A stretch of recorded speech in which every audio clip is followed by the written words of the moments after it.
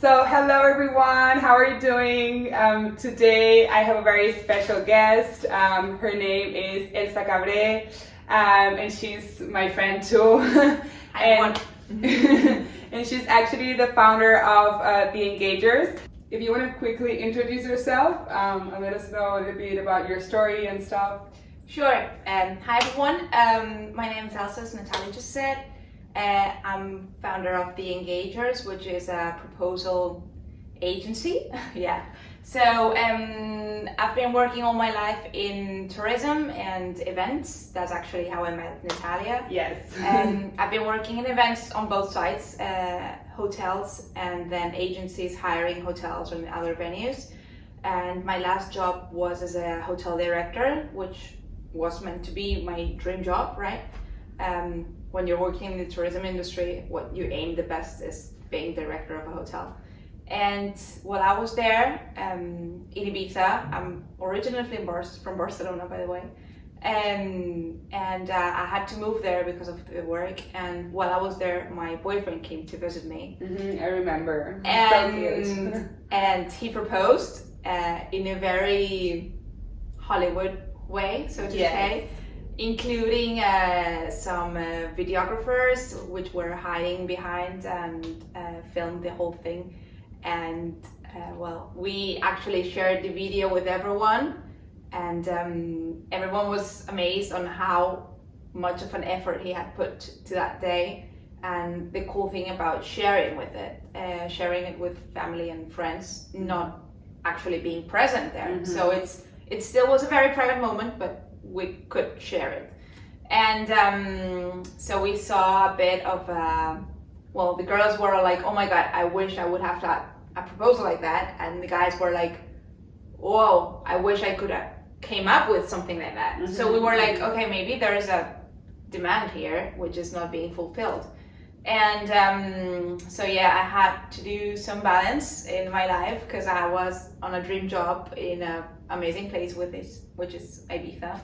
And so I decided to jump and create a proposal planning agency. Mm-hmm. And that's how The Engagers was founded. And yeah, I'm still here. So far so good. So far so good. Yeah, no, it was such an amazing business opportunity, and you just went for it. And yeah, I love the idea. It's so cool, and you guys are amazing. I mean, you were an event planner, so you know how to do it. Yeah, it's not only like a really cool job, I have to say, but it's also a beautiful job, because you're always with people in a very good mood. Mm-hmm. Nothing against people working in call centers dealing with angry people and angry customers, of course, but it's a big advantage that I have, Mm-hmm. So it's a good thing that I'm always with people in a good mood, very nervous, so coaching would be great for them. Yeah. And there's a bit of coaching in my job as well, just trying to help them calm down and see the moment as on the beautiful side it's going to be, and not as a nervous thing. So one of the main things in my job, I say, is to make both in the couple enjoy that moment, because usually it's a very beautiful moment for the girl, but maybe the guy is, or the girl, we've done proposals, girl, boy, girl, boy, girl, everything. But I mean, the person who's proposing usually is very nervous, of course. Sometimes they even want to say or do things that at the very moment they don't come up, because their mind is just collapsed on okay, I'm gonna do it. And on the same time, girls or proposed people, sorry, are very nervous or shocked in a happy shock moment, and they get blocked and they forget of what's happening.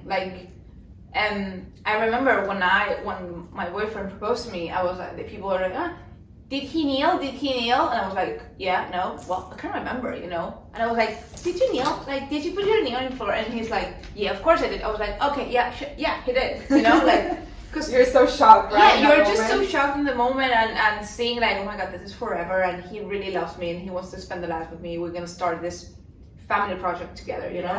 Yes. So another point that I love is having always a videographer on our proposals, so people can repeat that moment on and on, and at the same time as sharing it with families and friends, as I said before.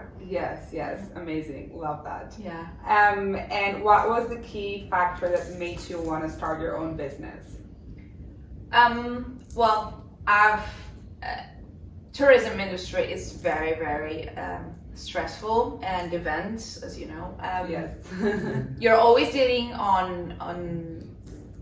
very last minute changes that may not even depend on you, and then you have to find someone who can fulfill that just last minute requirement or problem that may have happened. And same thing happens in proposal, but at least it's only one person, and you start to learn. Sorry for the jingling in the back, it's just the collaborator. I'll introduce you to her later on. So yeah, I mean, it was just a very stressful job, and I do love it, and I would never get those years out of my life. But I found a new thing that no one was fulfilling around me. Well, at least in Spain, this wasn't present, and I thought there was a need that I wanted to fulfill, and I loved the idea of working on this, and at the same time finding a much better work-life balance for me.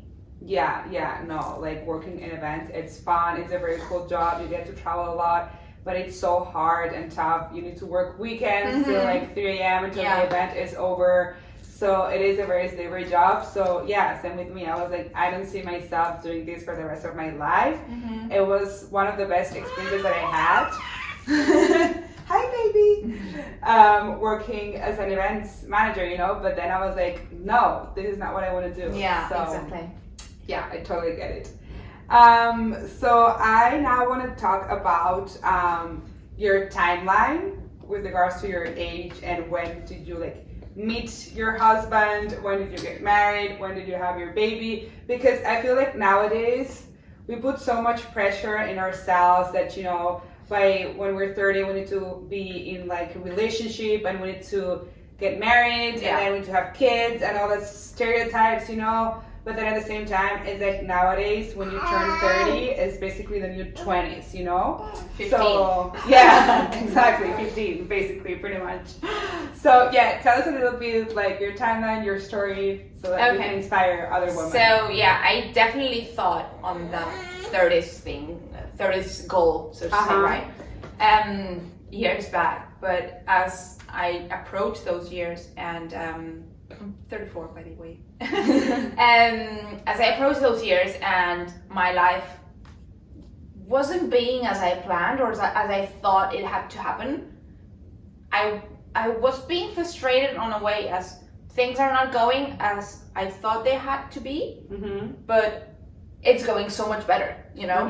And on a way, it's like I'm just growing in my professional career, enjoying my friends, and you start making money, so you can start doing things on your own, traveling or going here and there, without the help of family, you know, and that makes you feel so much powerful.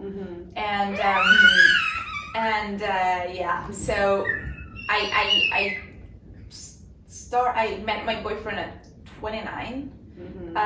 All my friends, well, I broke up with my previous boyfriend, or last one, when I was 19, almost just before my 20th birthday, and I had been single officially, so to say, from 20 to 29, and all my friends had been with boyfriends and couples, you know, and I just saw them suffering so much, you know, and I was like some of them were with guys who were cheating on them, and they would go like, oh yeah, you know, like they would forgive them over and over again. I was like, girl, you're worth so much more, you know? I know. So that, I think that factor, or others were jealous, or others would stop them on advancing on their career path or stuff like that, you know? So I was like, that, I think those things helped me not want it even more, you know. I mean, of course, I would, if the love of my life would have appeared, I would say no. I wouldn't have said no. Mm-hmm. But we got married when I was 32, about to turn 33, and I became a mom at 33, almost 34. Mm-hmm. And now she's almost 8 months. So it's the cutest baby ever, honestly. So yeah, pretty much that's the time, and I would haven't changed it for nothing in the world. Yeah, no, I feel like it's so important to first live your life, you know, be successful, have your own career, your own independence, and if that person appears, perfect, you know, but you know, you are a whole orange. You don't need to find your other half orange. Like, you are a whole orange, and then that person is another whole orange too, right? You're an orange tree. Yeah. You're an orange tree. Yeah, I like that. Exactly. You're an orange tree. So we now have a very important guest. Her name is Vida. Say hi. Nice to meet you. So, I mean, your life changes so much. You wake up and it's not about you, you know? Yeah. It's not about what I'm gonna wear, what I'm gonna have for breakfast, who am I meeting, how am I organize my day? Because it's like, how am I gonna be able to organize my day? Yeah. It's what time is she gonna wake up? Because sometimes it's at 7, sometimes it's at 9 p.m. You know. So depending on that, you have to keep adapting your day on for your work and your daily life. You know. So yeah, it does change a lot. It does impact a lot. But I mean, if you kind of have your standards of, especially your goals every night. What do I want to do tomorrow, or what do I try to do tomorrow? So you have some targets on the day, and then you just try to push them in the moments that he or she is quiet or sleeping, or you just take them along. I mean, I'm a full-time working mom with no help, and I'm go up and down with her. I mean, I'm doing the interview today with you. Yes. I'm going to do the grocery shopping with her, you know. I'll go buy clothes with her. I'll just send emails from my phone. If she's just fussy, I'll take my phone and I'll text from my phone instead of the computer, which is, it takes longer, but it's fine. Yeah. So yeah, I mean, it doesn't, but it's worth it. Of course it is. Yes. Yeah. Amazing. So, would you have had a daughter if you didn't have a partner? No. No way. I mean, it's a beautiful feeling having children, and I've never been one of those children persons, you know, or kid girls that, you know, I remember kid girls around me, you know, when I was a girl or just younger, and as soon as they saw a baby, oh my god, she's so cute, and I was looking at the baby like, oh my god, sorry, but this kid is horrendous, you know. And then they were crying and they were this, I was like, oh my god, there's like no rush in my life on having that. But it's, once you have them, don't have a rush on that, I insist. It's a beautiful feeling, you know. Yeah, and I love them, but it's so much work. Yes. And it's changed my life 100%, 360 degrees, but at least I have the help of my husband, you know. That's good. So that's half, well, it's not half of the work, because our working schedules are different, and he's working from an office, which I'm not. Yeah. But I mean, it's definitely help on the 50% of, let's say, all the other things that I can't do with her. I mean, he maybe will be buying groceries, or maybe you're gonna put a dishwasher or doing the laundry, you know, stuff like help me on other things, whatever, you know. So no, I wouldn't have a children. No, and it's like, yeah, right now you have 2 full-time jobs. You're a mom and you have your business. So wow, that is a real challenge. Thank you. Yeah, that's amazing. So how can you stay organized? Like, I know that you're like beyond organized, like I know you, so share a little bit, like how do you have a routine, like how do you organize yourself? Well, I try to, as I said, I set my goals the night before. Okay.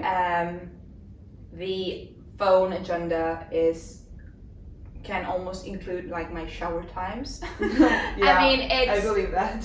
It's just trying to organize everything within the unexpected life, you know. So at least I have like the goals. I have a goal list on the day of things I want to do, and then I also have the appointments which have to be at that time. Okay, so I try to fulfill all my appointments on the dot, and then I squeeze the other things on in the minutes that I'm able to. Or if not, I'll have to just wait until she goes to bed at 8, you know? And then, yeah, my nights are shorter also for that. Yeah. I go to bed later because I have to keep working to just a bit so late. But yeah, I mean, it's mainly being organized and trying to have routines, you know? Yeah. The more you do something, the easier it gets. Yes. So, for sure. And how have you been able to, you know, reconnect with your husband after having a baby? Because of course you don't have as much time. So how has this balance been? Well, it's challenging, especially first months. You're very lost on what to do, when to do it, who does it. And especially if you're the mom and you're breastfeeding, you're just like dedicated 100%. And there's things that your husband can't do, breastfeeding and everything. So it's a bit challenging, but days go by, you start getting used to it, you start to learn how to do it, and it gets a bit easier, but still I think they're just trying to find sometimes that it's you and him or her, you know. At lunch or dinner, phones off. We were used to have dinner in the sofa watching TV and not chatting because we could do it all day long. Now, since we're with her, we sit on the dining table and we actually talk. How was your day? What did you do? Listen, what about this thing that you explained me the other day? How's that going right now? You know? So just not missing the opportunities, so to say. You know? Yes, exactly. Because I mean, it's having a new member in the family. It's a challenge, and you were initially 2, so don't miss those 2 to add a third one. So it has to be the 3 of you, not that third one now. I think it's important to still have your couple. Yeah, you know? Yeah, find like this balance, which is hard sometimes, you know. Because they require a lot of attention. A lot of attention. A lot. But yeah, it's a matter of a balance. So, okay, just to, wrap it up a little bit, what advice would you give to, I'm gonna take a sip of my pink water. Yes, please do. I love it. Which advice would you give to like young women that are either going through like a bad breakup or they lost faith in love, they don't have purpose, and what would you tell them? I've always been a me, and then maybe you on a relationship. So I've moved my city 3 times because of work reasons, even when I had a couple, I moved to Ibiza, so I think it's very important to never forget it's first you. And then when you find someone, you have to find someone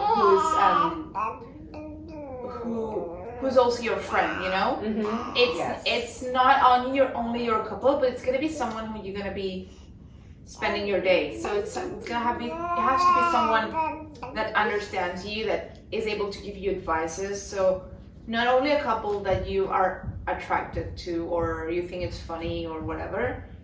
Those are things that we always say. Yeah, I want someone who's making me laugh. I want something that is not jealous, blah blah. Yeah, but it also has to be someone who understands you and is your friend and listens to you and gives you advice for the good and for the bad.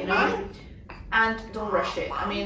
It will come eventually. As I said, I found my boyfriend when I was 29, so no rush. rush. Yeah, no rush at all. And yes, it's so important that that person is your best friend. You know, like you're gonna be spending the rest of your life with that person. So I wanted to ask you, like, this is another topic that it happens to me. Or not, sorry, I just want to say, yeah, you may be spending your life or not, because I mean, yeah. I mean, maybe you find someone who's perfect for those years. Exactly. And then, I don't know, your life changes, his life changes, or your path just changes, you know? And it's fine to break up. I want to be clear in this, because I know people sometimes just force a relationship because it's meant to be, and they're not actually enjoying it, and they're missing the days, years, or whatever of their life. Yeah. So maybe it's perfect for now, but maybe life changes for some reason. Yes. So no, exactly. No, I just wanted to. No. Yeah, no. That's what I was gonna say literally. Like, are you ever like 100% convinced? It's like, no, you never know, right? You just, you love the person and spending the rest of your life, but like, it's like, okay, I know I am going to do everything I can control to be with that person, but there are so many external factors that are out of your control. Exactly. You know? So, I mean, it's just a matter of doing it the best way you can and see where life takes you. Yeah, exactly. Yeah, amazing. Good. Oh my God, sweetie, thank you so much for this interview. Pleasure. I absolutely loved it. Our guest is hungry now, so, you know, we'd better keep going. I think the banana's on its way. Yes, I think so too.